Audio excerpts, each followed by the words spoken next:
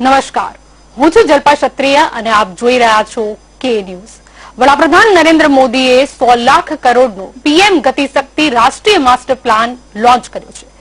ગતિશક્તિ એ દેશ માટે national ઇન્ફ્રાસ્ટ્રક્ચરનો master plan છે। એ અર્થતંત્રને ઇન્ટિગ્રેટેડ માર્ગ આપશે। ગતિશક્તિ યોજના તમામ અવરોધો અને મુશ્કેલીઓને દૂર કરશે અને સામાન્ય માણસની મુસાફરીના સમયમાં ઘટાડો થશે, ઉત્પાદકોને મદદ મળશે।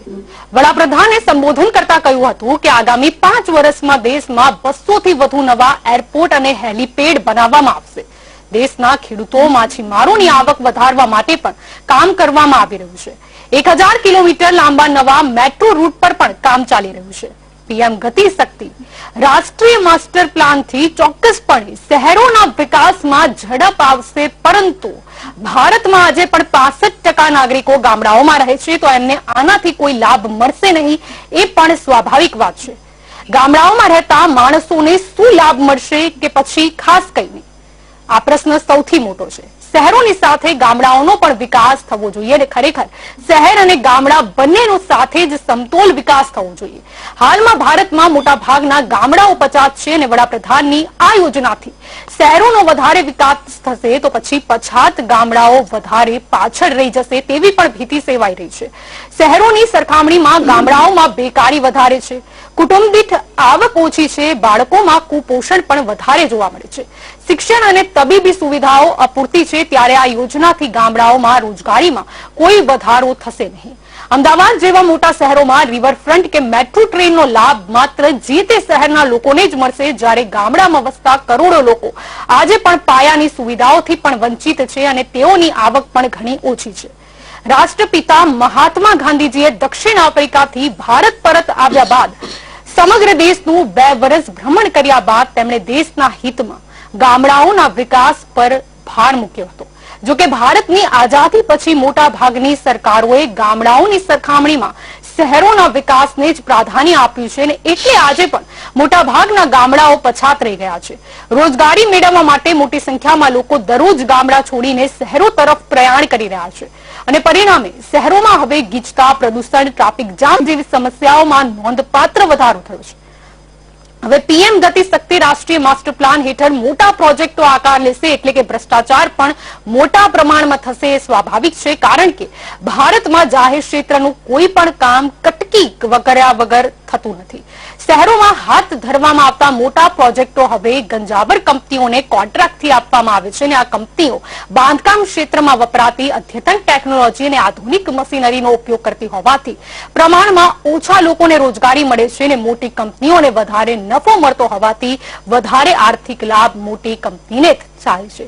એટલે આજનો આપણો આજ ચર્ચાનો વિષય છે કે શું બાંધકામ એ જ વિકાસ? અને આજે આપણી સાથે આ ચર્ચામાં જોડાઈ ગયા છે રાજકીય વિશ્લેષક રાજેશ ઠાકર આપણી સાથે જોડાયા છે, ભાજપ તરફથી સ્નેહલ જોશી આપણી સાથે જોડાયા છે અને રાજકીય વિશ્લેષક પ્રકાશ કાપડિયા પણ આપણી સાથે જોડાયા છે। આ બધાનું સ્વાગત છે કે ન્યૂઝમાં। ધન્યવાદ જી। આપનાથી શરૂઆત કરવા માંગીશ પ્રકાશભાઈ, શું કહેવા માંગશો? શું બાંધકામ એને જ વિકાસ કહી શકાય?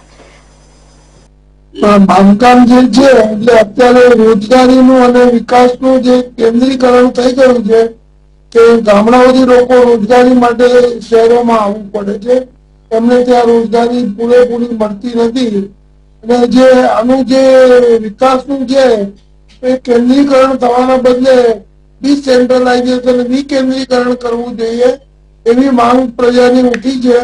એ વસ્તુ હકીકત છે કે દરેક જગ્યાએ ગામડા હોય એનો વિકાસ અટકી જાય એવું પણ ના થવું જોઈએ, પણ એ બાજુ પણ એમને શહેરોની જેમ ગામડાઓમાં પણ વિકાસ થવું બહુ જ અત્યંત જરૂરી છે। આ બધા શહેર તરફ આવતા રહેશે તો આપણને એવું લાગે છે કે હવે રિવરફ્રન્ટ બન્યું કે બીજી પ્રોજેક્ટ બન્યા, રોડ રસ્તા, મોટા બ્રિજો બન્યા, એ બધું વિકાસ તો થયો જ છે, એમાં કોઈ બેમત નથી, પણ ગામડાઓનો વિકાસ અટકી ગયો છે એ પણ હકીકત છે। અટકી ગયો છે એટલે એની ગતિ ધીમી છે। સરકારે એક વિચાર કરવો જોઈએ કે ગામડાઓમાંથી જે લોકો શહેર તરફ આવે છે એમને એક તરફ રસ થઈ જાય છે બધી બાજુ, તો ગામડાઓમાં પણ એટલું જ હોવું જોઈએ કે ગામડાથી રોજગારી માટે શહેર તરફ ના આવવું પડે, એટલે ત્યાં રોજગારી મળી રહે એ જરૂરી છે જલપાબેન। એટલે આ વસ્તુ એક હકીકત છે રાષ્ટ્રપિતા મહાત્મા ગાંધીએ અથવા મોદીજીએ પણ જે કર્યું છે એ વિકાસના કામ માટે જાહેરાતો સારી કરી છે. એની સફળતા કેટલી મળી છે અને કેટલી મળશે એનો સમય જ બતાવશે. શહેરોનો વિકાસ થયો છે એ વસ્તુ ચોક્કસ છે, અને ત્યાં જે પાછળ ગામડાઓનો વિકાસ રહી ગયો છે એ પણ વસ્તુ સાચી છે. એટલે સરકારે આ દિશામાં જે બધું નક્કી કરીને પગલા લેવા જોઈએ એવું મારું મંતવ્ય છે. જી બિલકુલ, આપની તરફ આવવા માંગીશ. રાજેશભાઈ, શું કહેવા માંગશો? શું બાંધકામ એ જ વિકાસ ગણી શકાય? ના, ઇન્ફ્રાસ્ટ્રક્ચર પણ વિકાસની અંદર ઘણો મોટો એનો ફાળો હોય છે. દાખલા તરીકે ટ્રાન્સપોર્ટેશનની અંદર સમય બચે એટલે એની પાછળનો તમારો જે પેટ્રોલ છે, ડીઝલ છે, બચવાનું છે. એક સ્થળેથી માલ બીજા સ્થળે જવાની જે ગતિ છે એ એના કારણે સેલ્સ અને પરચેસ છે, એના જે ટ્રાન્ઝેક્શન છે એ ફાસ્ટ થવા માંડે. દાખલા તરીકે આપણે વિચાર કરીએ કે પહેલા બિલિંગ થતું હતું, બિલિંગ પરબીડિયામાં મોકલવામાં આવતું હતું, એટલે 2 દિવસ પછી પેલાને બિલ મળે ને એના પછી ઓર્ડર મળ્યા પછી એનું બિલિંગ થાય ને પછી માલ ડિલિવર કરે.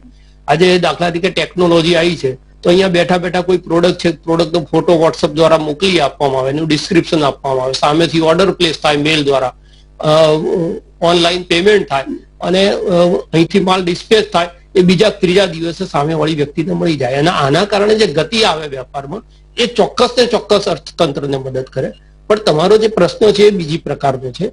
એ પ્રશ્ન એવો છે કે માત્ર ને માત્ર આ ઇન્ફ્રાસ્ટ્રક્ચર જે છે, જે શહેરી વિકાસ છે, જે કોસ્મેટિક ડેવલપમેન્ટ આપણે કહીએ છીએ, એનાથી આખા દેશનું જે અર્થતંત્ર છે કે આખા દેશના છેવાડાનો માણસ છે એ તમામને એનો લાભ મળશે કે કેમ? તો હું એવું સમજુ છું કે મારો જમણો હાથ બહુ સશક્ત હોય પણ ડાબા હાથને લકવો મારી ગયો હોય તો હું મારું જે કામ છે એ મારું શરીર એ 50% જ કરી શકે. એટલે એક આંખ સારી હોય ને બીજી આંખ સારી ના હોય એ શરીરને પણ આપણે એમ કહીએ કે ભાઈ એ તંદુરસ્ત શરીરની નિશાની ના કહેવાય. અને તમે તમારા ઇન્ટ્રોડક્શનની અંદર ગાંધીજીનો ઉલ્લેખ કર્યો, એટલે ગાંધીજીનું જે ગ્રામ સ્વરાજ અને સ્વદેશીની જે પરિકલ્પના હતી એ પરિકલ્પના એવી હતી કે ગામડાનો જે માણસ છે એને એના સ્થળ ઉપર જ એનો રોજગાર મળે. એટલે ગામમાં જ કોઈ મોચી હોય જે જોડા સીવતો હોય, ગામનો જ કોઈ દરજી હોય જે લોકોના કપડા સીવતો હોય, એને જો એનો રોજગાર એના ગામમાં મળશે તો એનું શહેર તરફનું જે પ્રયાણ છે એ અટકશે. આજે સ્થિતિ એવી થઈ છે કે ગામડાઓ તૂટતા ગયા.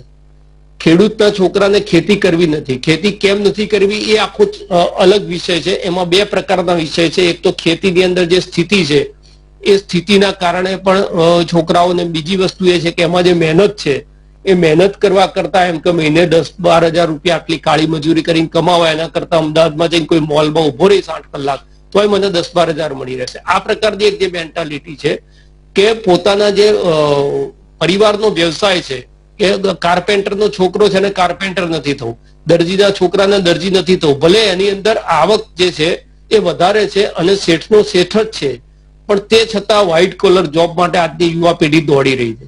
આ પણ એક જે શહેરીકરણ છે એનો એક આસ્પેક્ટ છે. અને બીજો આસ્પેક્ટ મેં જે કીધું એ કે ગ્રામ્ય લેવલ ઉપર ગ્રામ્ય રોજગાર ઊભું થાય તો ગામડાનો માણસ છે શહેર ઉપર ના આવે. એટલે થયું છે એવું કે શહેરો ઉપર ભાર વધ્યો છે. અમદાવાદ જેવું શહેર, તમે એનું ક્ષેત્રફળ આજથી 20 વર્ષ પહેલાનું વિચારો ને આજનું ક્ષેત્રફળ છે, ગાંધીનગર છે ટ્વિન સિટી થઈ ગયું. એટલે એક જિલ્લા જેટલો એનો વિસ્તાર થયો છે. અને આ આખા બહારથી બધા જ લોકો અમદાવાદમાં, વડોદરામાં, સુરતમાં, રાજકોટમાં રોજગાર માટે આવે છે. અને એના કારણે એવું થયું છે કે ગામડા ખાલી થતા ગયા છે. ગામડા ખાલી થયા છે એના કારણે ગામડાની અંદર એક બીજી પણ સમસ્યા ઊભી થઈ છે કે જે સરકારી મંડળીઓ હતી, પિયત મંડળીઓ હતી, જે નાના નાના ઉદ્યોગો હતા એ ખતમ થઈ ગયા. બીજી વસ્તુ, શહેરની અંદર રોજગાર આપવાનું સૌથી મોટું જે યોગદાન જેમનું હતું જીઆઈડીસી અને સ્મોલ કેસ ઇન્ડસ્ટ્રીઝ. આ જીઆઈડીસી અને સ્મોલ કેસ ઇન્ડસ્ટ્રીઝ બંને મૃતપાય પરિસ્થિતિની અંદર આવી ગઈ છે. એટલે વિકાસ એવો ના હોવો જોઈએ કે મોટી માછલી છે એ નાની માછલીને ગળી જાય. કરિયાણાનો જે વેપારી હતો, જે ધંધો કરતો હતો, એને મોટા મોલ આવવાથી નુકસાન થયું છે. આ પ્રકારનો જે વિકાસ થતો હોય એ વિકાસ ક્યાંક ને ક્યાંક લાંબા ગાળે એટલે નુકસાન કરતો સાબિત થાય છે. કારણ કે જે સ્વરોજગારની જે ભાવના છે અને સ્વરોજગાર દ્વારા અર્થતંત્રને જે બેઠું કરવાની જે ભાવના છે એના બદલે એવું થાય કે થોડાક જ લોકોના હાથમાં આખા દેશનું અર્થતંત્ર આવી જાય અને એ અર્થતંત્ર ઉપર કાબુ જમાઈ જાય, એની જે આડઅસરો છે એ દુનિયાના ઘણા બધા દેશો આજે જોઈ રહ્યા છે. એ સ્થિતિ ભારતની ના થાય, કારણ કે ભારત છે એ મહેનતકશ લોકોનો દેશ છે, ભારત છે ઉદ્યોગલક્ષી લોકોનો દેશ છે, ભારત છે એ અલગ અલગ આઈડિયાઓ લઈ અને ધંધો કરનારા વ્યક્તિઓનો દેશ છે. ત્યારે આ આઈડિયા ખતમ થઈ જશે, પોતાનું સાહસ ખતમ થઈ જશે, પોતાનો રોજગાર કરવા માટેની જે ઔપચારિક અને જે સ્વાતંત્ર્ય મળવું જોઈએ એ ખતમ થઈ જાય, તો ક્યાંક ને ક્યાંક એવું થાય કે શહેરો ઉપર ભાર વધતો જાય અને ગામડાઓ છે એ ખાલી થતા જાય. એટલે તમે જે કીધું કે 70% ઇકોનોમી જે દેશની ગામડા ઉપર નિર્ભર છે એ ઇકોનોમીના ભોગે શહેરનો વિકાસ ના હોવો જોઈએ. પણ બાંધકામ છે એ માત્ર બાંધકામ જે છે એ એનાથી રોજગાર નથી મળતો એ વાત પણ એટલી જ ખોટી છે જેટલી એ વાત ખોટી છે કે શહેરીકરણ નથી થયું તો ગામડાઓ પણ બેઠા થયા છે. એટલે ઇન્ફ્રાસ્ટ્રક્ચરનું ડેવલપમેન્ટ થાય, એરપોર્ટ્સ વધે, યાતાયાત સુગમ થાય, આ તમામ જે વસ્તુઓ છે એ ક્યાંક ને ક્યાંક ઉદ્યોગ છે, વેપાર છે એને લાભ કરતા છે. પણ માત્ર ને માત્ર એ જે વિકાસ છે એ વિકાસ શહેરી લક્ષી ના હોવો જોઈએ, આ આસ્પેક્ટ છે. જી બિલકુલ. સ્નેહલભાઈ આપની તરફ આવવા માંગીશ. સૌથી મોટો પ્રશ્ન એ પણ થાય છે કે આને તો દુર્ભાગ્ય આપણે ગણી શકાય કે ઇન્ફ્રાસ્ટ્રક્ચરથી જે જોડાયેલા પ્રોજેક્ટ છે તેમાં કોમ્પ્રિહેન્સિવ જે પ્લાનિંગ હોય એની સાથેની અમુક ખામીઓ પણ આપણને રોજ અનુભવવા છે. એવું કેમ? આ ખામીઓ કેમ કોમ્પ્રિહેન્સિવ પ્લાનિંગ સાથે જોડાયેલી આપણને રોજમરોજ આપણે જોઈએ છે, અનુભવાય છે? જી, આપણે આનો વિકલ્પ કેમ શું? જી, ઇન્ફ્રાસ્ટ્રક્ચરના પ્રોજેક્ટ સાથે જોડાયેલી ખામી. જી, ઇન્ફ્રાસ્ટ્રક્ચર જે છે જલ્પાબેન, એ આખા વિશ્વના કોઈ પણ દેશની ઇકોનોમી માટે ખૂબ જ ઉપયોગી છે. મારો અવાજ આવે છે? જી જી સ્નેહલભાઈ. હા, ઇન્ફ્રાસ્ટ્રક્ચર જે છે તે કોઈ પણ દેશની ઇકોનોમી માટે ખૂબ ઉપયોગી છે અને આપે જેમ કીધું તે ખૂબ અગત્યનું છે કે ઇન્ફ્રાસ્ટ્રક્ચરની જે આખું નેટવર્ક છે કે જ્યારે દરેક લેવલ પર ઇન્ફ્રાસ્ટ્રક્ચરના પ્રોજેક્ટ એક સાથે જ્યારે સંમેલિત થાય છે તો તે શહેર કે તે ક્ષેત્રને એનો લાભ મળતો હોય છે. એટલે પ્લાનિંગ જે છે એ પ્લાનિંગ ઓલવેઝ ફેઝ વાઇઝ થતું હોય છે જલ્પાબેન. એટલે જ્યારે આપણે આગળ વધીએ તો એની અંદર જ્યારે ફેઝ વાઇઝ એક પ્રોજેક્ટ એક્ઝિક્યુટ થાય, એના પછી બીજો થાય, એ રીતે જ્યારે કમ્પ્લીટ આખો પ્લાન જ્યારે ગ્રાઉન્ડ ઝીરો પર આવે છે ત્યારે આખું એનું જે લાભ છે તે ત્યાંના ગામડા, ત્યાંના શહેર બધા લોકોને મળે છે. સાથે ખૂબ સારી વાત કરી રાજેશભાઈએ પણ અને એની પહેલા પ્રકાશજીએ પણ જે વાત કરી એના વિશે પણ હું કહેવા માંગુ છું કે એમને ખૂબ સારી વાત કરી કે ડિસેન્ટ્રલાઇઝ ડેવલપમેન્ટ જે છે તે એટલે જરૂરી છે કે ભારતની અંદર જેમ આપે કીધું તેમ ઘણી બધી વસ્તી ગામમાં પણ રહે છે અને ગામથી શહેરમાં આવવાનું એકમાત્ર કારણ ખાલી હું એવું માનું છું કે રોજગાર નથી. કારણ કે દરેક વ્યક્તિને આજે ઇન્ટરનેટ છે અને ગ્લોબલાઇઝેશનનો યુગ છે. દરેક વ્યક્તિ ગામડાનો પણ ફેસબુક, ટ્વિટર દ્વારા આખા વિશ્વ સાથે આજે કનેક્ટેડ છે. તો એ લોકોને પણ એવી ફીલ છે કે હું આજે શહેરમાં જઉં, નવી વસ્તુ જોઉં, નવું એક્સપ્લોર કરું. સપોઝ મેટ્રો ટ્રેન ચાલુ થશે તો એ લોકો મેટ્રો ટ્રેનમાં પણ સફર કરવાની એ લોકોનું કૌતૂહલ હશે.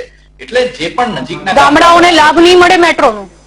હું એ જ કહું છું કે હું એના પર જ આવું છું કે ગામડાના કોઈ વ્યક્તિને જ્યારે પ્લેનની મુસાફરી ધારો કે કરવી હોય તો તેને નજીકના શહેરમાં જવું પડે. જી હા, પણ હવે સરકારે પણ એ ધ્યાન રાખ્યું છે કે નાના જે એરપોર્ટ છે એની અંદર ઉડે દેશ કા આમ નાગરિક નામની એક જે યોજના છે એના દ્વારા નાના એરપોર્ટમાં પણ કમ્પલસરી કે દરેક ફ્લાઇટ ઓપરેટરે અમુક પ્રમાણ જે છે ફ્લાઇટ્સનું એ નાના ગામમાં કમ્પલસરી રાખવું પડે એવા નિયમ છે. એટલે આ બધા જે નિયમો છે તે ગામડાના લોકો માટે ખૂબ લાભદાયી છે કે એમની નજીકનું જે સેન્ટર હોય ત્યાંથી તેમને ઉડાન સેવા મળી શકે. આવી ઘણી બધી યોજનાઓ છે. હવે એક મેં તમને નાનું ઉદાહરણ આપ્યું અને બીજી એક વાત કહીશ કે હવેનો યુગ એવો છે જલ્પાબેન કે તમારે ફિઝિકલી કોઈ જગ્યાએ જવાની જરૂર નથી. ધારો કે રોડ છે, જેમ રાજેશભાઈએ ખૂબ સારું ઉદાહરણ આપ્યું કે એક પ્રોડક્ટ છે એનો તમે ફોટો મોકલીને ઓનલાઈન ઓર્ડર કરી શકો ને કરી શકો.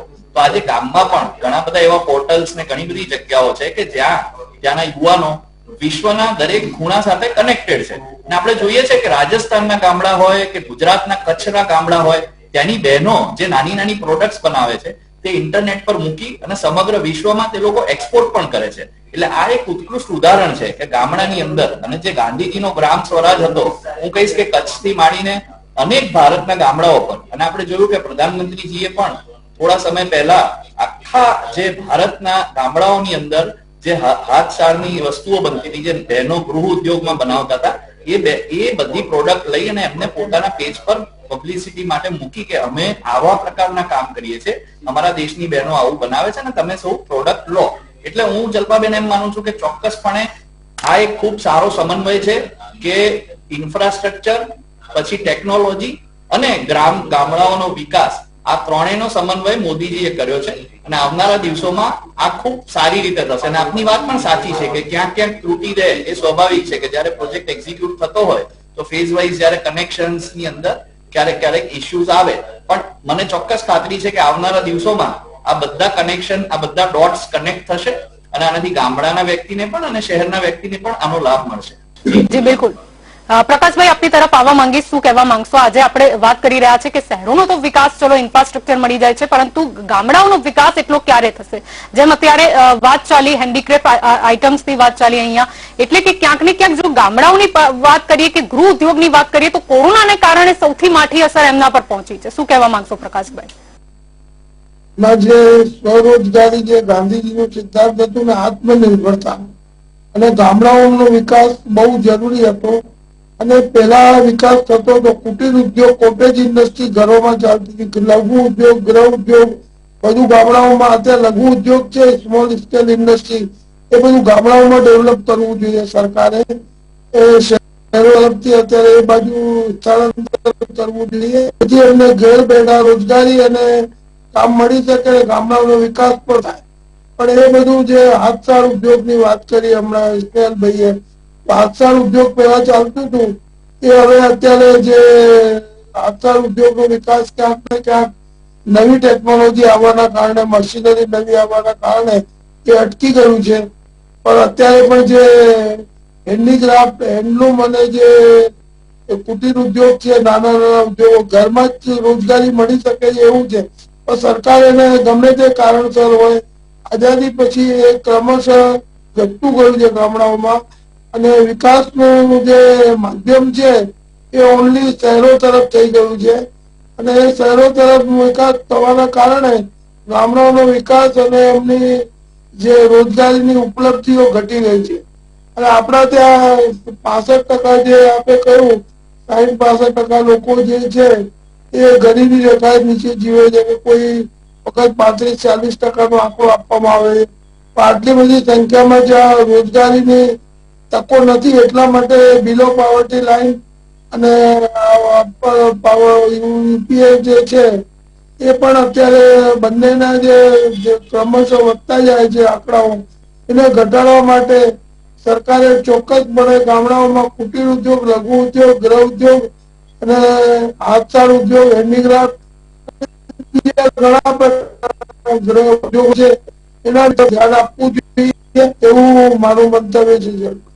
જી બિલકુલ. રાજેશભાઈ, આપની તરફ આવવા માંગીશ. જયારે આપણે અહીંયા ચર્ચા કરી રહ્યા છે, જો ઇન્ફ્રાસ્ટ્રક્ચરની વાત કરીએ, મોટા પ્રોજેક્ટની વાત કરીએ, જેમ કે મેટ્રો ટ્રેન હોય કે પછી જેમ એવિએશન ક્ષેત્રમાં પણ આપણે જોઈએ છે કે ભારતમાં ઘણો સારો વિકાસ થયો છે, પરંતુ ખરેખર શું ગરીબ વર્ગ છે એનો ફાયદો લઈ શકશે? એટલે મેં કીધું ને, ડેવલપમેન્ટ એવું ના હોવું જોઈએ કે મોટી માછલી છે નાની માછલીને ગળી જાય. દરેક તે પોતપોતાનો ખોરાક મળી રહે.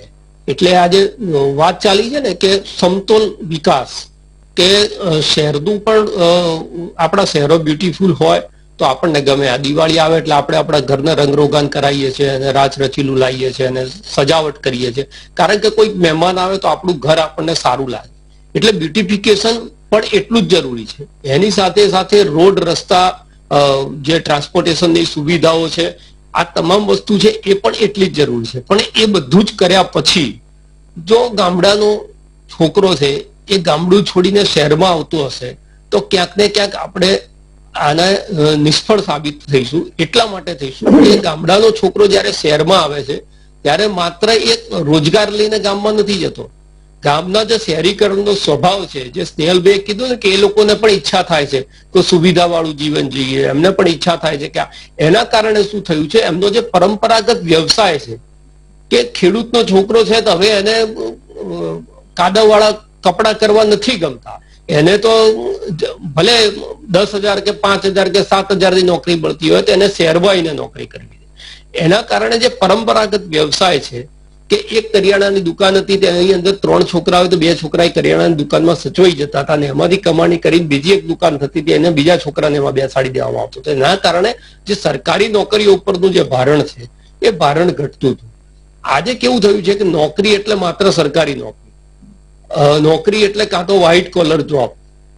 એના કારણે આ જે પરંપરાગત વ્યવસાય હતો, જે પૈતૃક વ્યવસાય હોય કે મિસ્ત્રીનો છોકરો મિસ્ત્રી કામ કરે, દરજીનો છોકરો દરજી કામ કરે, આ જે હતું કલ્ચર, એ કલ્ચર ધીરે ધીરે ખતમ થતું જાય છે. અને એનું કારણ એ છે કે શહેરોની અંદર જે આકર્ષણ, કારણ કે ગામડાનો માણસ શહેરમાં આવે, અમદાવાદનો માણસ હોય એને એમ થાય કે હું મુંબઈ જાઉં, મુંબઈનો માણસ હોય એને એમ થાય કે હું બેંગ્લોર જાઉં. એટલે દરેકનું જે છે એ લાઈફસ્ટાઈલ છે, એ લાઈફસ્ટાઈલ શહેરના પ્રમાણે થાય છે. જયારે ગામડામાંથી માણસ આવે છે ને એ જ લાઈફસ્ટાઈલ લઈને ગામમાં પાછો જાય છે, ત્યારે બીજા કેટલાય છોકરાઓને એનું ઇન્ફ્લુઅન્સ થાય છે કે ભાઈ આ ગયા પછી તો આ બદલાઈ ગયો. પણ એ બદલાઈ ગયા પાછળ જે ઇકોનોમિકલ ઇફેક્ટ આવે છે ગામડાની અંદર, એ ધીરે ધીરે બહુ ખરાબ થતી હોય છે. રાષ્ટ્રીય સ્વયંસેવક સંઘના વિચારક દત્તોપંત થેંગડીએ આના ઉપર બહુ જ લખ્યું છે અને બહુ જ કામ કર્યું છે. એમણે એવી વાત કરેલી કે ગામડાનો જો કોઈ મોચી છે તો એ બાટા કરતા સારા બૂટ બનાવે છે, પણ એના બૂટ વેચાતા કેમ નથી? કારણ કે એની પાસે બ્રાન્ડ નથી. આજે વાત છે ને કુટીર ઉદ્યોગ ને ગૃહ ઉદ્યોગની, ખાદીનો પ્રચાર ને પ્રસાર બહુ થયો, પણ નરેન્દ્રભાઈએ ખાદીને ડિઝાઇનર ડ્રેસમાં પરિવર્તિત કરી પોતે ખાદીનો અલગ અલગ રીતે એની ટીકા પણ આલોચનાઓ પણ ઘણી બધી થાય છે, પણ એમણે એને એક ફેશન ડિઝાઇનિંગ ના માધ્યમમાં ખાદીને મૂકીને એના કારણે શું થયું કે જે યુવા વર્ગ હતો એ ખાદી બાજુ વળ્યો. કારણ કે પહેલા એવું હતું ખાદીનો જબ્બો એટલે આ પ્રકારનો ઇસ્ત્રી કર્યા વગરનો આવો જ લાગે, એના એ પહેરો એટલે તમે કાં તો લેખક દેખાવ, કાં કવિ દેખાવ, કાં નેતા દેખાવ. એના બદલે એ ખાદીને એમણે એક બ્રાન્ડ બનાવી. એટલે આ જ રીતે કે જ્યાં ઇન્ફ્લુઅન્સ લોકોનું હોય, સમાજના મોભીઓનું હોય, રાજનેતાઓનું હોય, એ ઇન્ફ્લુઅન્સનું કામ કરી અને આ જે ગામડાનો માણસ છે એની જે બ્રાન્ડ છે, એટલે જે મોલ થાય છે ને શહેરમાં મોટા મોલ થાય છે, તો એક એવી પરિકલ્પના પણ થઈ શકે કે ગ્રામ્ય લેવલ ઉપર નાના નાના મોલ થાય કે જ્યાં ગામનો જ મોચી છે એની એક શોપ હોય, કે ગામનો દરજી છે એની એક દુકાન હોય, કે જે ભાઈએ વાત કરી કુટીર ઉદ્યોગ છે, ગૃહ ઉદ્યોગ છે, જે ભરત સૌરાષ્ટ્રની અંદર તમે જાઓ તો ઘેર ઘેર એમ્બ્રોઇડરીનું કામ મહિલાઓ કરતી હોય છે, તો એમનો જે માલ છે એના માટે થતું હોય છે. અહીંયા શહેરોની અંદર એના પ્રદર્શન આપણે જોઈએ છે કે વર્ષમાં 3-4 વખત કચ્છી મેળો થતો હોય છે, કુટીર ઉદ્યોગની વસ્તુઓ માટેનો પણ મેળા થતા હોય છે અને એની સરકાર જાહેરાત પણ કરતી હોય છે અને એ પ્રકારે એમને રોજગાર આપવાનો પ્રયત્ન થતો હોય છે. પણ એ એમની વસ્તુ લઈને શહેર સુધી વેચવા આવે છે. એના બદલે શહેરોની અંદર જ એમના ગામની અંદર જ જો એ વસ્તુઓ વેચાતી થાય તો ક્યાંક ને ક્યાંક જે છે એ આ શહેર તરફનું પ્રયાણ અટકે, અને શહેર તરફનું પ્રયાણ અટકશે તો જે ગામડા છે એ ગામડા સમૃદ્ધ થશે. આજે ગામડાઓ તમે જોશો તો મોટા ભાગના ગામ એવા છે કે જેની અંદર માત્ર સિનિયર સિટીઝનો ની સંખ્યા વધારે છે. મા બાપ ત્યાં આગળ રહેતા હોય, ખેતી જાળવતા હોય અને છોકરાઓ જે હોય શહેરની અંદર હોય. એટલે આ જે છે ને એ સંતુલિત વિકાસની વ્યાખ્યામાં નથી આવતું. એટલે સંતુલિત વિકાસ, બુલેટ ટ્રેન બી જરૂરી છે, મેટ્રો ટ્રેન પણ જરૂરી છે, પણ ગામડાની અંદરનું જે ગાડું હતું, ગામડાની અંદરનું ટ્રેક્ટર છે, એના પૈડા પણ બંધ ના થવા જોઈએ. કારણ કે આપણે ગમે એટલું કહીએ પણ શહેર જે છે એ ગામડાનો બધો જ ભાર સહન કરી શકે એટલી કેપેસિટીમાં નથી. આજે એક ઉદ્યોગ છે તે ઉદ્યોગની કેપેસિટી હોય કે 300 કે 400, રિલાયન્સ ઇન્ડસ્ટ્રી છે જામનગરની પેટ્રોલ રિફાઇનરી છે તેની એક કેપેસિટી હોય કે ભાઈ 8 કે 10,000 કે 12,000 લોકોને રોજગાર આપી શકે. એનાથી વધારે રોજગાર એ ઉભા ના કરી શકે. અને જયારે એ સ્થિતિ આવે ત્યારે શું થાય છે, સેલરી સ્ટ્રક્ચર છે એ સેલરી સ્ટ્રક્ચર નીચે આવતા જાય. જયારે મારી પાસે એવું હોય કે મારે એક રિસેપ્શનિસ્ટની મારી ઓફિસમાં જગ્યા ખાલી છે અને 50-100 અરજીઓ આવતી હોય, ત્યારે એનો જે 10,000 નું સેલરી છે મને ખબર જ છે કે 6 કે 7,000 માં કોઈ તૈયાર થશે. એના કારણે જે સ્કિલ પ્રમાણે પે થવું જોઈએ એ સ્કિલ પ્રમાણેનો પે નથી મળતો. આજે એન્જિનિયરિંગના કરેલા છોકરાઓ 10-12,000 રૂપિયામાં નોકરી કરે છે. જે એમને નોકરી એમની મજબૂરી છે કે એન્જિનિયર થયા છે એટલે ક્યાંક એમને જોબ કરી લેવી પડે. આઈટી ના એના છોકરાઓ નાની નાની કંપનીઓની અંદર જોબમાં રાખે છે તો એ લોકોને 5,000-7,000 એમને એવું છે કે અમે શીખવા માટે પૈસા મને મળે, પણ એમની જે સ્કિલ છે સ્કિલ પ્રમાણે સ્કેલ નથી. એટલે આ જે બધી જ વસ્તુઓ છે એ બધી વસ્તુઓને જો આપણે સાંકળીએ તો વિકાસ એવો જ હોવો જોઈએ જે દત્તોપંત ઠેંગડીની પરિકલ્પના છે, ગોવિંદાચાર્યની પરિકલ્પના છે, તમે ગાંધીજીને વાંચો છો, ગાંધીજીની આ પરિકલ્પના છે કે આવકની અસમાનતા ન હોવી જોઈએ. માત્ર 10% લોકોની પાસે દેશના 90% પૈસા હોય અને 90% લોકો પાસે 10% પણ પૈસો ના હોય. બીપીએલ કાર્ડની અંદર જીવનારા કે બિલો પોવર્ટી લાઈન જીવનારા કેટલા બધા લોકો આજે પણ દેશની અંદર છે. તો જે પૈસો છે એ પૈસો એક સમાન વહેંચાય અને એના કારણે આવકની અસમાનતા એ સમાજની અંદર પણ એક અસમાનતા ઊભી કરે છે અને એ અસમાનતા જે છે એ ક્યારેક ક્યારેક વિદ્રોહના સ્વરૂપમાં આવતું હોય છે. અને એટલા માટે આજે વાત ચાલી રહી છે કે ડેવલપમેન્ટ એને આવકાર્ય જ હોય. ડેવલપમેન્ટ માટે જેટલા પણ પ્રયત્નો સરકારો કરતી હોય અને આ અવિરત ચાલતી પ્રક્રિયા છે. એટલે આજે કાલની સરકારે જે કર્યું છે એમાં આજની સરકારે વધારે પ્રયત્ન કરવાનો છે અને અત્યારે મોદી સરકાર જે પ્રયત્ન કરી રહી છે આવતા 5 વર્ષમાં એ પ્રયત્નોને ડબલ પણ કરવા.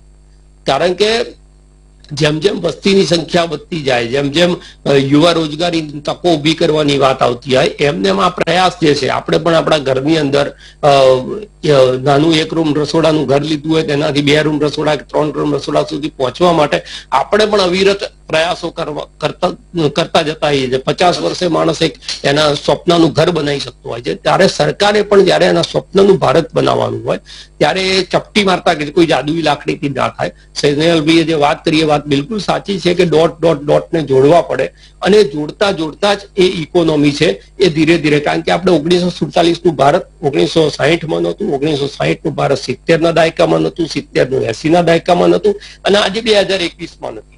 એટલે આ અવિરત ચાલતી પ્રક્રિયા છે ડેવલપમેન્ટની. પણ ચિંતા એક જ સેવી જોઈએ કે ડેવલપમેન્ટ એ માત્ર અને માત્ર બ્યુટિફિકેશન કે કોસ્મેટિક ડેવલપમેન્ટમાં ના પરિવર્તિત થઈ જાય.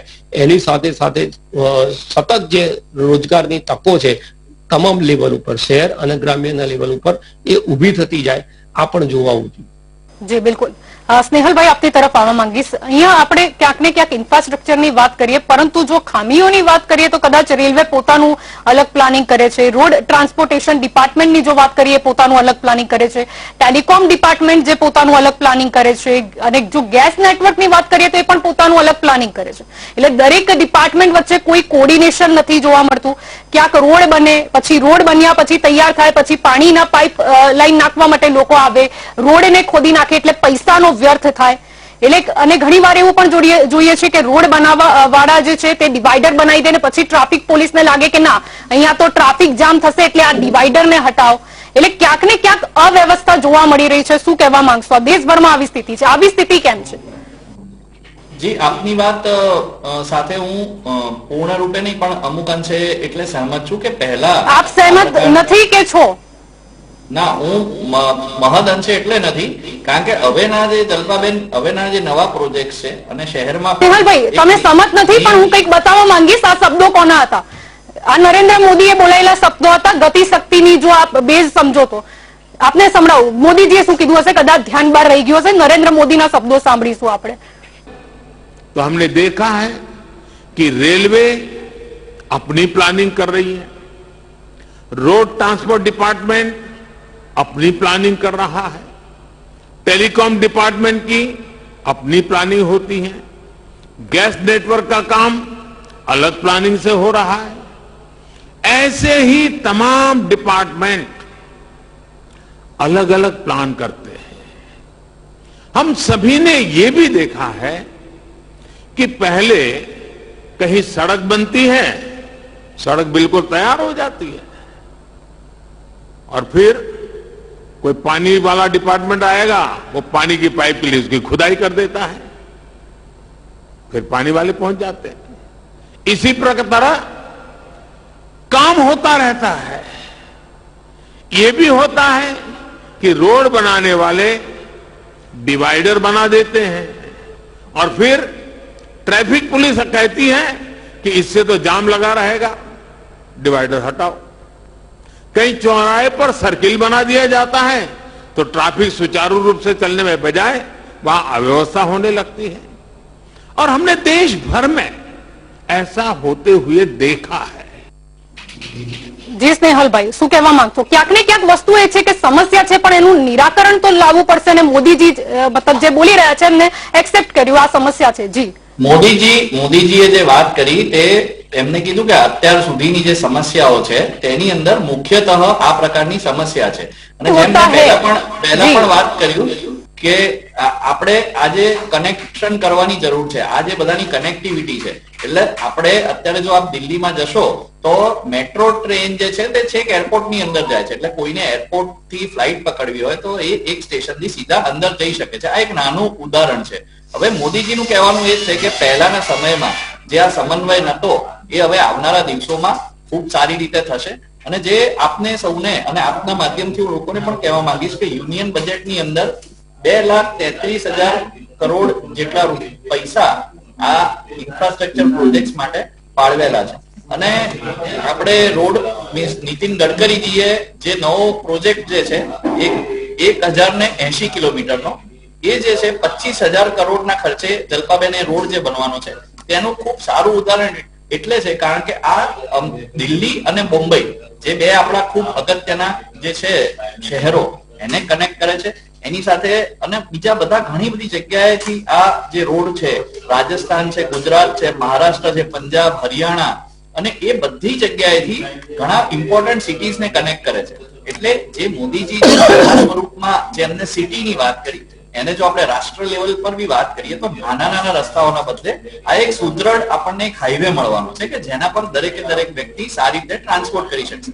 અને જેમ બંને મિત્રોએ શરૂઆતમાં પણ કહ્યું ને આપે પણ કહ્યું કે ટ્રાન્સપોર્ટેશન ખૂબ અગત્યનું છે અને પોઈન્ટ એ થી પોઈન્ટ બી વ્યક્તિ જેટલો જલ્દી સારી રીતે પહોંચે તો તે આપણા સૌ માટે બહુ સારી વસ્તુ છે.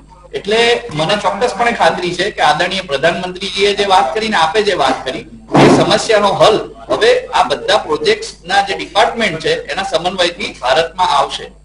જી બિલકુલ, જી બિલકુલ. પ્રકાશભાઈ, આપની તરફ આવવા માંગીશ. જેમ અત્યારે પણ આપણે સાંભળ્યું કે વડાપ્રધાન નરેન્દ્ર મોદી જે બોલી રહ્યા હતા કે ક્યાંક ને ક્યાંક ડિપાર્ટમેન્ટ વચ્ચે કોર્ડિનેશન નથી કે પહેલા રોડ બની જાય છે અને પછી જોઈએ છે કે પાણીના પાઇપ નાખવા વાળા આવે એટલે રોડ પાછું ખોદી નાખવાનું ને ક્યાંક ને ક્યાંક પૈસાનો પણ વ્યર્થ થાય છે. જે એટલું પણ જો આપણે અટકાવી દઈએ તો ક્યાંક ને ક્યાંક આપણા અર્થતંત્રને ડાયરેક્ટલી ફાયદો પહોંચી જાય. શું કહેવા માંગશો પ્રકાશભાઈ? આમાં અર્થતંત્રને આવી ગેરવહીવટના કારણે નુકસાન તો પહોંચે જ છે. અને પ્રજા આટલો બધો વેરો ભરે છે, જુદા જુદા પ્રકારના વેરાઓ સરકાર લે છે અને પ્રશાસનની શું કારણ છે કે આ કનેક્ટિવિટી જળવાઈ નથી શકતી અને વિકાસનું જે માધ્યમ છે અટકી જાય છે અથવા વિકાસ મોંઘો પડે છે અને પ્રજાના પૈસા ખર્ચાઈ જાય છે અને એ પ્રજા જે લાભથી વંચિત રહી જાય છે. આવું બન્યું છે. કેટલી વાર બિલ્ડિંગો બની જાય છે, પછી એમાં ફાયર સેફટી નથી હોતી, બીજા બધા ઘણા બધા કારણો હોય છે. અને આવી રીતે આપણા જે ટાઉન પ્લાનર છે, ચીફ ટાઉન પ્લાનરો, એ લોકો જે આપે તો કટકી વગર કામ નથી થતું એ કોર્પોરેશનમાં કે બીજી જગ્યાએ બધું અત્યારે કોઈ પણ અધિકારીને જુઓ તમે 80% અધિકારીઓ છે એ અપ્રમાણસર સંપત્તિ ધરાવે છે, સરકાર જાણે છે. પોલિટિશિયનો પણ એમની જોડે મળેલા છે, એ પણ સરકાર જાણે છે. પણ એની સામે એને રોકવું કેવી રીતે, એ શા માટે આવું થાય છે એ સરકાર સમજે છે કે આ રીતે ના થવું જોઈએ. પહેલા પણ કેટલાક લોકો ભ્રષ્ટાચારમાં આપણે ચીફ ટાઉન પ્લાનર સુધી પણ ઝડપાયેલા છે અને મોટી લાંચો પણ લેવાતી હોય છે આ બધા કામમાં. અને એમાં રોડ બનાવો, કેવો બનાવો, પછી ક્યારે તૂટશે અને ફરી નવું બનાવવું પડશે એટલે નવો કોન્ટ્રાક્ટ મળશે, નવા ટેન્ડરો નીકળશે, નવી આવક થશે. એવું જે મોટા કોન્ટ્રાક્ટરો છે એમને આડકતરી રીતે લાભ મળે છે, બિલ્ડરો પણ એનો લાભ લે છે, સરકારી અધિકારીઓ પણ એમનો લાભ લે છે. એટલે આમ હું ભાજપની વાત નથી કરતો પણ કોંગ્રેસથી પણ આ પહેલાથી ચાલતું આવ્યું છે.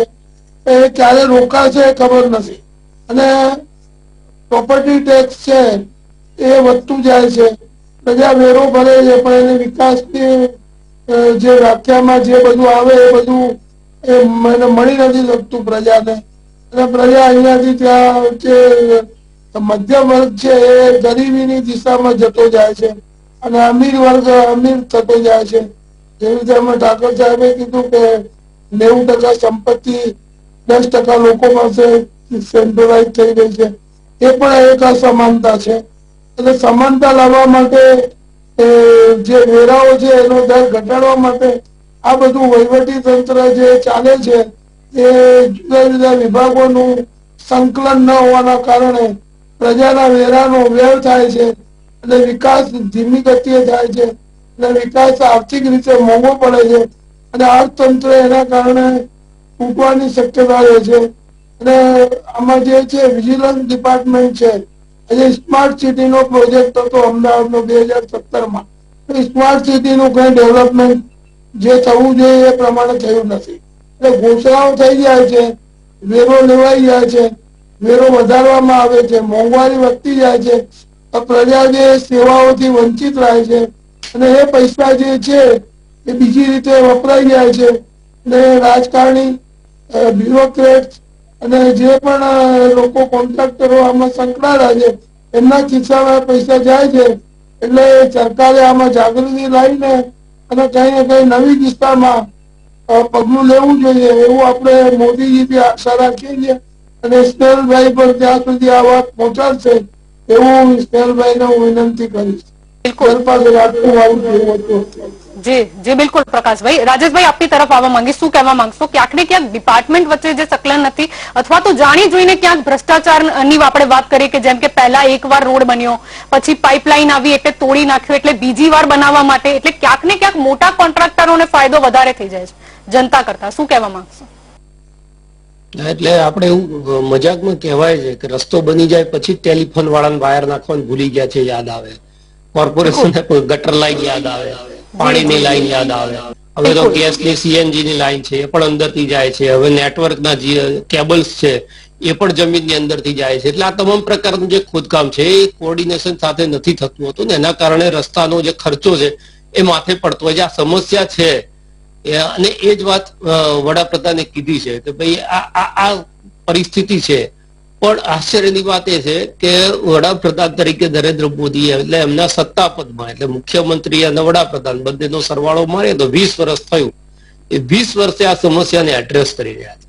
પણ દેર આયે દુરસ્ત આયે, આપણે એને આવકારવું જોઈએ કે ભાઈ આ એક વસ્તુ ધ્યાનમાં આવી છે તો કમસે કમ પૈસાનો વ્યય નહીં થાય, સમયનો વ્યય નહીં થાય. કારણ કે કોઈ એક જગ્યાએ ડેવલપમેન્ટ ચાલતું, તમે ફોરેન કન્ટ્રીઝની અંદર જાઓ તો ફોરેન કન્ટ્રીઝની અંદર કોઈક એક વિસ્તાર છે એનું ડેવલપમેન્ટ થવાનું હોય રેસિડેન્શિયલ એરિયા તરીકે, તો સૌથી પહેલા એના ટીપી પડી જાય.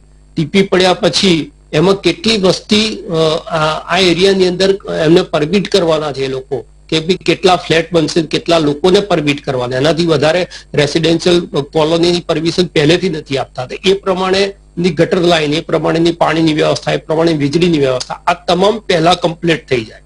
રોડ, રસ્તા, ગટર, પાણી, વીજળી આ કમ્પ્લીટ થઈ ગયા પછી ત્યાં આગળ રેસિડેન્શિયલ જે સ્કીમ્સ છે એને એલાઉ કરવામાં આવે. જો આ થતું હોય, આપણે ત્યાં શું થયું છે કે એફએસએડ ડેવલપમેન્ટ થતું હોય છે. કારણ કે શરૂઆતની અંદર પહેલા આપણે 60 મીટરનો રસ્તો બનાવીએ, પછી એ રસ્તો બન્યા પછી એને 100 મીટરનો કરવા માટે પાછા જે દબાણ થયા હોય દબાણને તોડીએ, પછી એમ લાગે કે હજી પણ આ રસ્તો નાનો છે એટલે એને ડેવલપમેન્ટ કરવા માટે આપણે જે કપાત છે કપાત કરીએ કાયદેસરમાં હોય એમાં. અને એના કારણે શું થાય છે કે જે એફએસએડ ડેવલપમેન્ટ થાય છે એટલે કોઈક એક વિસ્તારમાં જાઓ તો ખૂબ જ ગીચ દેખાય કે જ્યાં તમારે વાહન પસાર કરવો પણ મુશ્કેલ થાય. અને ઘણા એવા વિસ્તાર હોય કે જેની અંદર તમને એવું લાગે કે અહીંયા વસ્તીના પ્રમાણમાં વાહન વ્યવહાર ઘણો જ ઓછો છે અને રસ્તા મોટા છે. એટલે આ બધી જ વસ્તુ છે જે એ સત્તામાં બેઠેલા લોકોએ અનુભવી બી હોય છે, પણ એ અનુભવ્યા પછી એ સમસ્યાને સ્વીકારવી. આજે નરેન્દ્રભાઈએ સમસ્યાને સ્વીકારી છે પ્રામાણિકપણે કે આ સમસ્યા છે, એટલે એમના કાર્યકાળમાં પણ એ સમસ્યા હતી અને આજે પણ એ સમસ્યા છે. હવે જયારે સ્વીકારે છે માણસ ત્યારે આપણે એવું માનીને ચાલવું જોઈએ કે એ જે સમસ્યાને સ્વીકારી છે એના નિરાકરણ માટેનો હવે રોડમેપ છે એ પણ આપણને આગળ જોવા મળશે. એટલે આના માટેની એક કોઓર્ડિનેશન કમિટી જેવું રચાય કે કોઈ પણ જગ્યાએ આ થતું હોય ત્યારે ટેલિફોન વાળાને પૂછી લે કે ભાઈ તમારું કોઈ અધૂરું કામ છે, તમારું કઈ બીજું કરવાનું છે, ત્રીજું કરવાનું છે. કોર્પોરેશનની સાથે સંલગ્ન જે પણ અધિકારીઓ હોય એની સાથે વાત થાય, સીએનજી કે પીએનજી લાઈનો ચાલતી હોય તો એના સંદર્ભે પણ વાત થાય. તો આજે વારે ઘડીએ ખોદકામ થાય છે. એટલે આપણે જે કહીએ છીએ રોડ બને છે એના કરતા રોડ તૂટે છે વધારે અને રોડનું સમારકામ વધારે થતું હોય છે. એટલે એક વખત રોડ બનાવવાના ખર્ચા કરતા એ રોડને મેન્ટેનન્સ કરવા માટેનો જે ખર્ચો છે એ 5 ને 10 ગણો હોય છે. અને એની અંદર ક્યાંક ને ક્યાંક જે સિસ્ટમ છે સિસ્ટમની અંદર ભ્રષ્ટાચાર થવાની શક્યતાઓ રહેતી હોય છે. એટલે પ્રજાના પૈસા છે એ પ્રજાના પૈસાનો જે વ્યય છે એ વ્યય થતો અટકે અને એટલા જ માટે આપણે એને પોઝિટિવ લેવું જોઈએ કે જ્યારે કોઈ દેશનો વડાપ્રધાન એમ કહેતો હોય કે ભાઈ આ સમસ્યા છે, આ જોઈ છે, એનો મતલબ કે સમસ્યાનો સ્વીકાર કર્યો છે, સમસ્યાનો જ્યારે સ્વીકાર થયો છે તો આપણે એવી અપેક્ષા રાખવાની કે ભાઈ આ જે સમસ્યા છે એ આગળ જોવા ના મળે. પણ થતું એ હોય છે, આપણને સંદેહ એટલા માટે, પ્રકાશભાઈની જે વાત છે એમાં સંદેહ આપણને એટલા માટે થતું હોય કે રાજનીતિની અંદર પ્લેટફોર્મ પરથી બોલાતું કંઈક હોય છે અને એને અનુભવાતું કંઈક જુદું હોય છે. જે સ્નેહલભાઈ એક વાત કીધી, હું વચ્ચે ભૂલી ગયો તેમ કીધું ઉડેગા આમ આદમી, તો આ જ વસ્તુ 7 વર્ષ પહેલા નરેન્દ્રભાઈ કીધું હતું કે હવાઈ ચપ્પલ પહેરનારો માણસ એ હવાઈ જહાજમાં બેસે. આજે હવાઈ જહાજના ટિકિટના ફેર શું છે આપણે જાણીએ છીએ. આજે રસ્તા ઉપર 2 વ્હીલર ચલાવવું હોય તો 100 રૂપિયા ઉપર પેટ્રોલ પહોંચી ગયું છે. આ સામાન્ય માણસ તો 2 વ્હીલર લઈને રસ્તા ઉપર નીકળવું હોય તો એ મુશ્કેલ બન્યું છે. એટલે જે કહેવાય છે એ જો કર્તૃત્વની અંદર કે કાર્યની અંદર જો પરિવર્તિત થતું હોય તો પ્રજા માટે એનાથી રૂડું કશું નથી.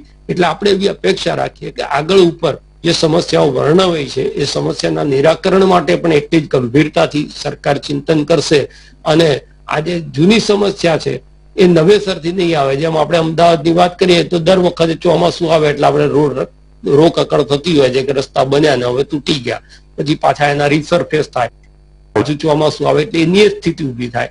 આ સ્થિતિનું નિરાકરણ ક્યાંક ને ક્યાંક આટલા બધા વર્ષો પછી જ્યાં પણ જેની સરકાર હોય, આ જે સમસ્યા છે એવું નથી કે આપણે ગુજરાતમાં બેઠા એટલે ગુજરાતમાં જોઈએ, મહારાષ્ટ્રમાં હશે તો મહારાષ્ટ્રમાં હશે, દિલ્હીમાં હશે, પંજાબમાં હશે, રાજસ્થાનમાં હશે. આ જે સમસ્યા છે એ સર્વવ્યાપી સમસ્યા છે. સરકાર કોઈ પણ નહીં, કોંગ્રેસ હોય, આમ આદમી પાર્ટી હોય, ભાજપ. જી બિલકુલ.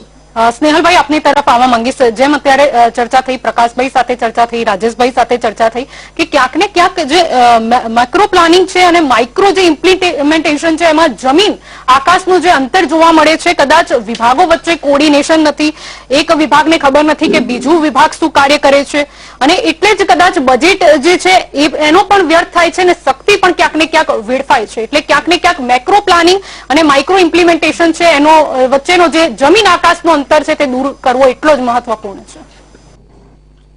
થાય છે ઇમ્પ્લિમેન્ટેશન નથી થતું, મતલબ જો જમીન આકાશની વાત કરીએ તો ક્યાંક ને ક્યાંક અધવજે લટકી જાય છે. હા, આજે એમને વાત કરી તેની અંદર ફ્યુઅલના પ્રાઇસીસ જે છે તથા અનેક બીજા આપણને અત્યારે આપણી સામે તકલીફો દેશની સામે ઊભી છે. અને બીજી જે વાત કરી ભ્રષ્ટાચાર, એ ખૂબ જ દુઃખદ વસ્તુ છે, પણ ભ્રષ્ટાચારને 100% નાબૂદ કરવાનો કોઈ પણ વિશ્વનો દેશ સફળ નથી ગયો. પણ ભારતની અંદર જ્યારથી નરેન્દ્ર મોદીજીની સરકાર છે ત્યારથી ટ્રાન્સપરન્ટ પોલિસી લાવી અને આગળ જે પણ વ્યક્તિ જ્યારે ટેક્સ પેયરના પૈસા હોય છે ત્યારે તેનું ઇમ્પ્લિમેન્ટેશન ખૂબ સારી રીતે થાય તેનું પણ ધ્યાન રાખવામાં આવે છે. અને એક્સપાન્ડેબિલિટી બી છે કે જે દિલ્હીથી બોમ્બેની જે મેં વાત કરી એ 6 લેનનો છે, પણ 8 લેન અને 10 લેન સુધીની એક્સપાન્ડેબિલિટી સાથે વિચારેલો આ હાઈવે છે. એટલે નીતિન ગડકરીજી અને આદરણીય નરેન્દ્ર મોદીજીના જે એમનું જે વિઝન છે ભારત માટેનું, તે આવનારા દિવસોમાં આપણે આ બધી સમસ્યાઓ સાથે ઓછામાં ઓછું નુકસાન થશે એનું ધ્યાન રાખીને આ બધું કરવામાં આવે છે. અને તમારી વાત ખૂબ જ અગત્યની છે જલપાજી કે જે આ માઇક્રો પ્લાનિંગ અને મેક્રો ઇમ્પ્લિમેન્ટેશન એની વચ્ચેની જે ગેપ છે, જેમ મેં કહ્યું કે જ્યારે મોદીજીએ પણ આજે કહ્યું કે આ પ્રકારની સમસ્યાઓ આપણને નડતી હતી, પણ હવે આપણે જોયું કે જ્યારે નેશનલ લેવલ પર અને ધીરે ધીરે શહેરના લેવલ પર પણ જ્યારે સમન્વય આ બધી એજન્સીઝ વચ્ચે થશે અને સરકાર આ બધું ડિજિટલ માધ્યમથી પણ ઘણા અંશે આ બધું હાંસલ કરી શકશે. કારણ કે હવે દરેકે દરેક, પહેલાના જમાનામાં એવું હતું કે મેન્યુઅલ ડ્રોઈંગ્સ બનતા હતા, પાઇપલાઇન અહીંયા ગઈ છે, લોકોને શોધવું પડતું હતું, પણ હવે ડિજિટલાઇઝેશનનો જમાનો છે એટલે ચોક્કસપણે આ જે છે દરેકે દરેક ડિઝાઇન્સ છે તે ડિજિટલાઇઝ થશે. અને આજે નહીં ને 5 વર્ષ પછી પણ જયારે કોઈ ગટર ડિપાર્ટમેન્ટના અધિકારીએ શોધવું હશે કે ભાઈ આ પાઇપ ક્યાંથી ક્યાં જાય છે તો તેમને કમ્પ્યુટર અને ડેટાના માધ્યમથી એ મળી રહેશે. એટલે આવા નાના જે ફેરફારો છે તેના રિઝલ્ટ ખૂબ મોટા અને ખૂબ પોઝિટિવ આવશે એવી મને ખાતરી છે. જી બિલકુલ. પ્રકાશભાઈ આપની તરફ આવવા માંગીશ અહીંયા, કારણ કે જો આપણે વાત કરીએ છીએ કે પ્લાનિંગ ખૂબ જ જરૂરી છે, એનું ઇમ્પ્લિમેન્ટેશન પણ યોગ્ય દિશામાં થાય એ જરૂરી છે. જેમ કે પીએમ મોદી છે એમણે એ પણ કીધું હતું કે એ સુનિશ્ચિત હવે કરવું પડશે કે ઇન્ફ્રાસ્ટ્રક્ચરમાં કોર્ડિનેશન હોય, એની ખામીના લીધે પૈસાનું જે વ્યર્થ છે તે ન થાય. હવે રોડ થી રેલવે અને એવિએશન થી લઈને એગ્રીકલ્ચર સુધી દરેક જે ડિપાર્ટમેન્ટ છે તે કનેક્ટેડ હોય અને એના માટે એક ટેકનોલોજી પ્લેટફોર્મ પર તૈયાર થાય. આવું સૌથી પહેલા સાંભળી લઈએ પીએમ મોદીએ શું કીધું હતું. कि मैक्रो प्लानिंग और माइक्रो इम्प्लीमेंटेशन जमीन आसमान का अंतर होता है। अलग अलग विभाग पीएम गति शक्ति अब यह सुनिश्चित करेगी कि 21वीं सदी का भारत इंफ्रास्ट्रक्चर प्रोजेक्ट में कोऑर्डिनेशन में कमी की वजह से ना पैसे का नुकसान उठाए और ना ही समय गंवाए। पीएम गति शक्ति नेशनल मास्टर प्लान के तहत रोड से लेकर रेलवे तक, एविएशन से लेकर के एग्रीकल्चर तक विभिन्न मंत्रालयों को, विभागों को इससे जोड़ा जा रहा है। हर बड़े प्रोजेक्ट को, हर डिपार्टमेंट को सही जानकारी, सटीक जानकारी समय पर मिले, इसके लिए टेक्नोलॉजी प्लेटफॉर्म भी तैयार किया गया है। જી પ્રકાશભાઈ, શું કહેવા માંગશો? પીએમ મોદીએ સમસ્યા તો કીધી, સાથે સોલ્યુશન પણ લઈ આવ્યા છે, શું કહેવા માંગશો પ્રકાશભાઈ? મોદીજીના વિચારો બહુ સારા છે. આપણને પ્રધાનમંત્રી તરીકે ઘણા વર્ષો પછી સારા પ્રધાનમંત્રી મળ્યા છે અને નેશન માટે પહેલા વિચાર કરે છે વસ્તુ. પરંતુ આપણે બુલેટ ટ્રેન છે કે એવિએશન વિભાગ છે કે ટ્રાન્સપોર્ટ વિભાગ છે કે મેટ્રો ટ્રેન છે, પણ હું એક કહું કે જ્યારથી આપણો દેશ આઝાદ થયો પછી જે વિકાસની વાતો ચાલી, કોંગ્રેસે પણ કરી હશે, ભાજપે પણ કરી હશે અને મોંઘવારી પણ વધતી ગઈ છે.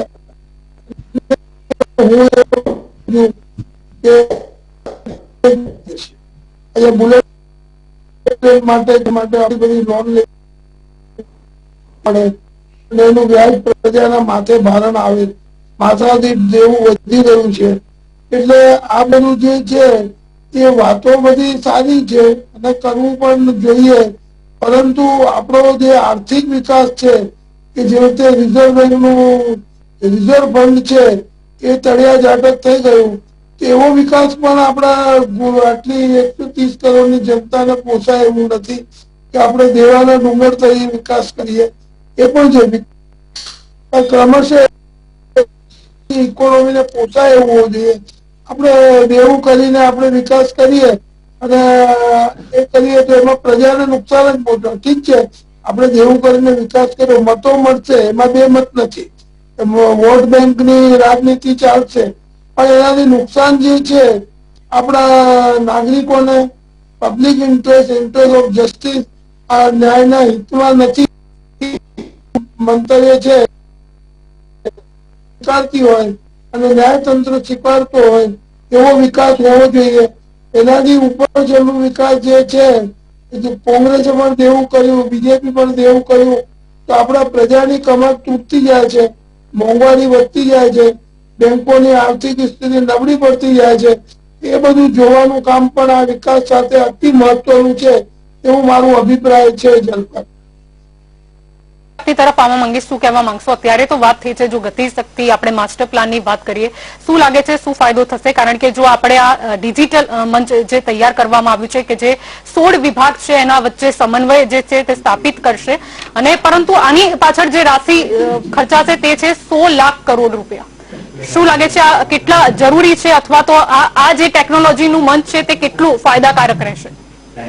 મને એવું લાગે છે કે જી રાજેશભાઈ,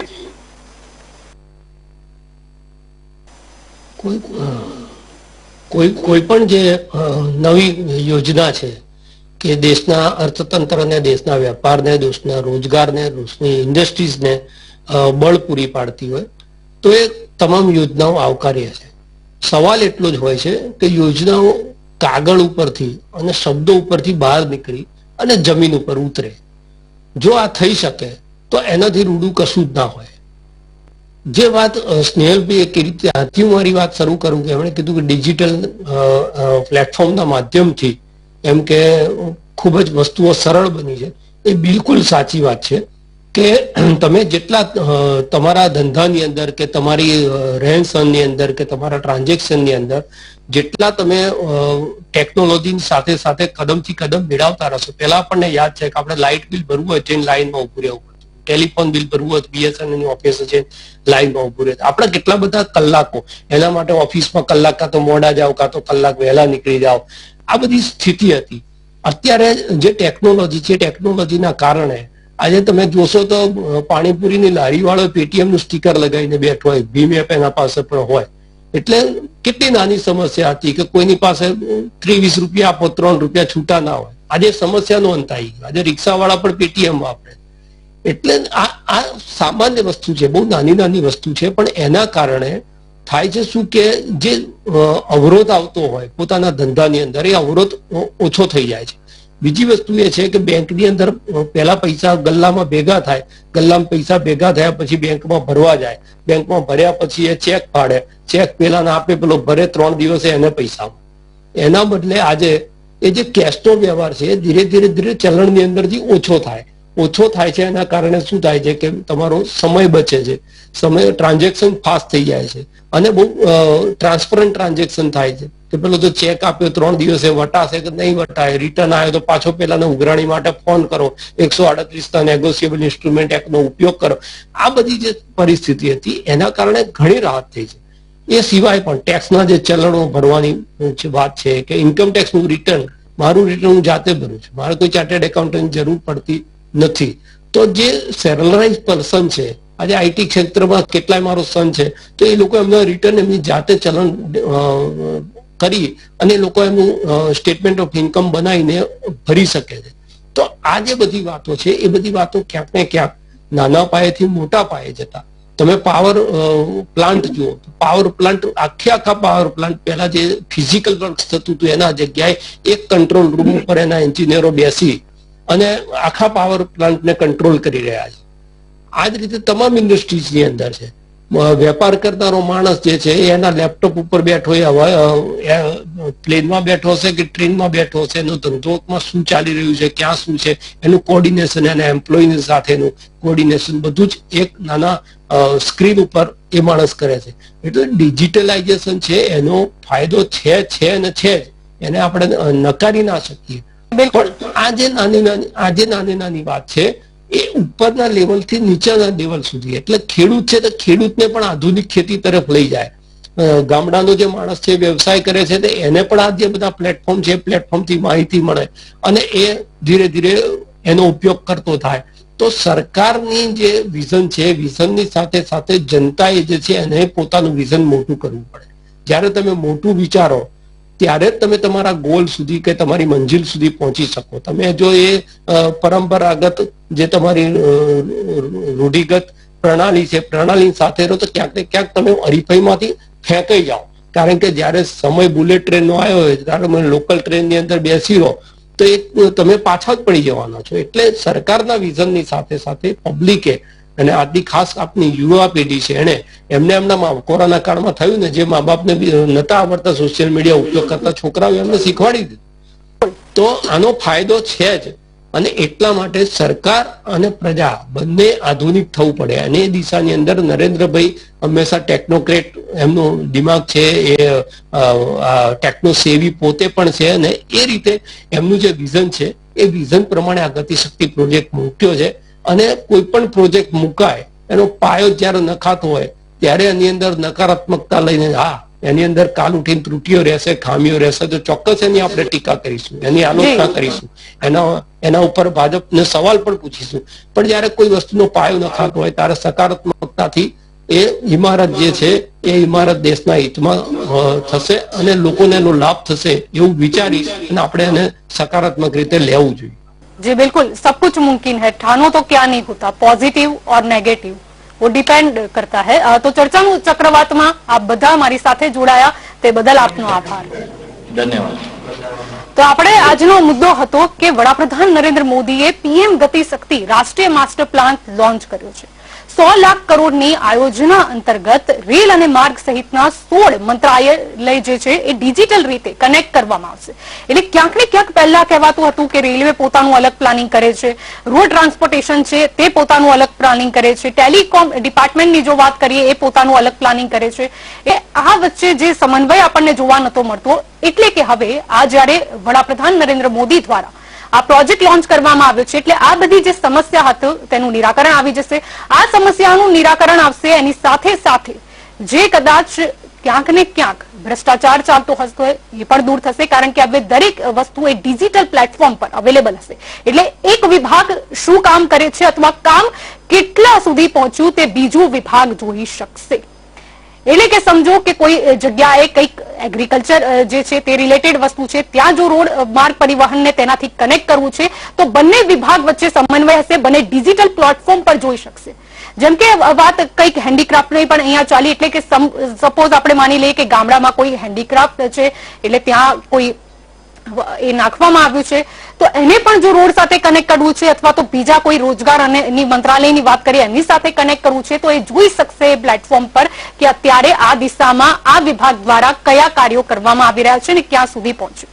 એટલે કે ગતિ જે શક્તિ છે એનાથી તો દરેક પ્રોજેક્ટ છે તેને ગતિ પ્રાપ્ત થશે એવું કહેવામાં આવ્યું છે. અને આ જે માસ્ટર પ્લાન છે એ અર્થતંત્રને પણ ઇન્ટિગ્રેટેડ માર્ગ આપશે, એટલે કે સમસ્યાઓ છે તેનું નિરાકરણ આવશે. અને આશા રાખીએ છીએ કે આનાથી વિકાસની દિશામાં જે આપણો દેશ આગળ વધે. જેમ મેં કીધું એમ માન લો તો સબ કુછ મુમકિન હૈ. તો ચર્ચાનું ચક્રવાતમાં અત્યારે બસ આટલું જ. વધુ સમાચાર માટે આપ જોડાયેલા રહેજો કે ન્યૂઝ સાથે. નમસ્કાર.